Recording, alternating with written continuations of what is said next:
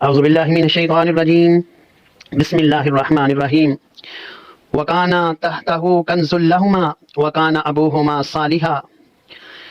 اللہ رب العزت نے قرآن کریم کی سورہ کہف میں اس بات کا ذکر فرمایا ہے کہ جب موسیٰ علیہ السلام حضرت خضر علیہ السلام سے علم حاصل کرنے کے لیے گئے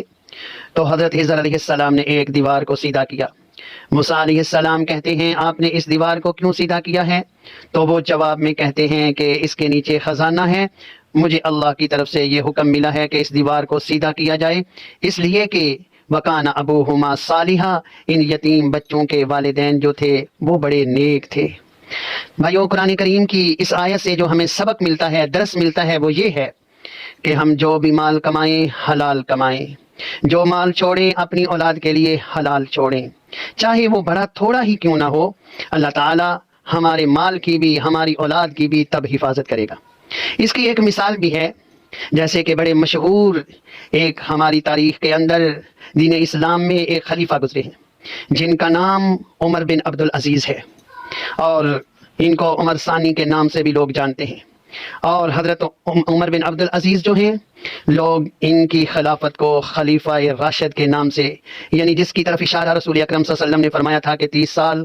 میری خلافت رہے گی پھر ملوکیت آ جائے گی، اس 30 سال کے اندر عمر بن عبدالعزیز رحمہ اللہ کی خلافت کو بھی لوگ شمار کرتے ہیں جو اہل علم ہیں۔ تو عزیزو، عمر بن عبدالعزیز رحمہ اللہ جب اس دنیا کو چھوڑ کر جا رہے تھے، انہیں اصل میں زہر دے دیا گیا تھا، اور ان کے بیٹے ان کے پاس جب آتے ہیں تو عمر بن عبدالعزیز رحمہ اللہ ان کو اپنے گلے کے ساتھ لگاتے ہیں، کہتے ہیں بیٹا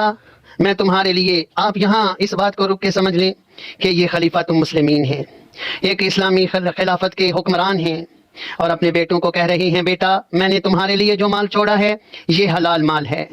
اور میں تمہارے لیے بہت زیادہ مال چھوڑنا چاہتا تو میں چھوڑ سکتا تھا، لیکن میں نے تمہارے لیے حلال مال کا انتظام کیا ہے۔ میرے بچوں، اس لیے کہ جو میں مال تمہیں دے کر جا رہا ہوں، تمہیں دعا دیتا ہوں کہ اللہ تعالیٰ تمہاری مدد کرے، اللہ تعالیٰ تمہاری نصرت اور تمہیں اسی میں برکت دے، اور اگر میں تمہارے لیے بہت زیادہ مال، اگر تم نیک ہوگے تو اللہ تعالیٰ تمہیں برکت دے گا،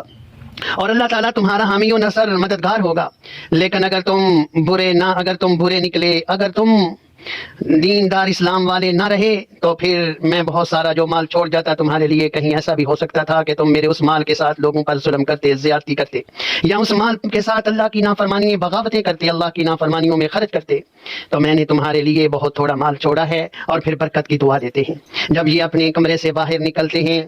عمر بن عبدالعزیز کے کمرے سے ان کے بیٹے جب باہر نکلتے ہیں تو عمر بن عبدالعزیز رحمہ اللہ کا انتقال ہو جاتا ہے۔ پھر اللہ تعالیٰ نے ان کی اولاد کو بہت مال و دولت سے نوازا۔ یہ مسجدیں بنانے والے، مدارس بنانے والے، کہ ان کے لیے دعا تھی عمر بن عبدالعزیز کی، اور جو مال چھوڑ کر گئے تھے وہ حلال چھوڑ کر گئے تھے، اور ان کے حصے میں جو مال آتا ہے وہ 12 درہم آتے ہیں۔ لیکن اس کے بعد جو خلیفہ بنتا ہے وہ یزید بن عبد الملک، اور اس کے بعد یہ بعد دیگرے ہی ہشام بن عبد الملک جو ہے وہ خلیفہ بنتا ہے۔ تو ہشام بن عبد الملک بہت سارا مال چھوڑ کے اپنی اولاد کے لیے جاتا ہے، 1,00,000 دینار اپنے بیٹوں کی وراثت میں چھوڑ کے جاتا ہے۔ اور ان کی خلافت جب ختم ہوتی ہے، بنو عباس کی خلافت آتی ہے، بنو امیہ کی خلافت ختم ہوتی ہے، تو پھر تاریخ دان لکھتے ہیں کہ یہ جو ہشام بن عبد الملک 1,00,000 درہم ان کے لیے چھوڑ کر گیا تھا، اس کے اندر کوئی برکت نہ تھی، اس کے اندر کوئی رحمت نہ تھی، اور یہ بغداد کی مسجد کے باہر دیکھے گئے 20 سال بعد کے لوگوں کے سامنے ہاتھ پھیلا کر کہہ رہے تھے کہ مما للہ یا عباد اللہ، اے اللہ کے بندو، اللہ کے دیے ہوئے مال میں سے ہم کو بھی دو۔ یعنی یہ بیکاری بن گئے، اور یہ لوگوں کے سامنے دستے سوال دراز کر رہے تھے۔ تو کہنا، ہمیں سمجھنا قرآن کی اس آیت سے یہ ہے کہ ہم جو مال چھوڑیں وہ بہت تھوڑا ہی کیوں نہ چھوڑیں اپنی مال میراث میں، لیکن کوشش ہم یہ کریں کہ وہ حلال ہو، کیونکہ اس میں برکت ہوگی، اور ہماری اولاد کی بھی اور ہمارے مال کی بھی اللہ سبحانہ و تعالی ہمارے بعد حفاظت کرے گا۔ قرآن نے سچ یہاں فرمایا ہے، قرآن کی ہر بات ہی سچ ہے، اور قرآن یہاں جو ذکر کر رہا ہے وَكَانَ تَحْتَهُ كَنْزٌ لَهُمَا، اور اس کے نیچے، اس دیوار کے نیچے خزانہ تھا ان کا، وَكَانَ أَبُوهُمَا صَالِحًا، اور ان دونوں یتیم بچوں کے باپ جو تھے صالحہ، بڑے نیک تھے۔